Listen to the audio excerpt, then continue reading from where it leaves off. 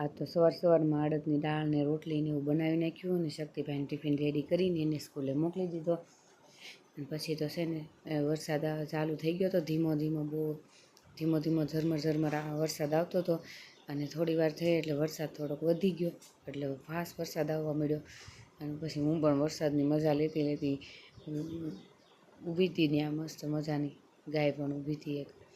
અને પછી તો રુદ્રભાઈને પણ રેડી કરી નાખ્યો, એને પણ જવાનું હતું બાળ મંદિરે. એટલે રુદ્રભાઈ જાય છે અમારા બાળ મંદિરે. મને બાય બાય કરીને બેગ પાછળ નાખીને મજાના ઉપડાવી. તો થોડી વાર થાય એટલે મારે સીવવા બેસવાનું હતું. એક કુર્તી કટિંગ કરી નાખી હતી મેં પહેલાં, એટલે હવે સીવવાની હતી, એટલે હું બેસી ગઈ હતી સીવવા. અને સીવતી ત્યાં થોડી વાર થઈને ત્યાં મારા ક્લાયન્ટ આવી ગયા, કારણ કે એને પાડવાની હતી મહેંદી. આ બેનના સગાઈ છે એટલે એની મહેંદી પાડવાની હતી ને રેડી પણ મારે જ કરવાની છે, એટલે એની મહેંદી બે પાડી દીધી. આ એનો ફાઇનલ લુક છે.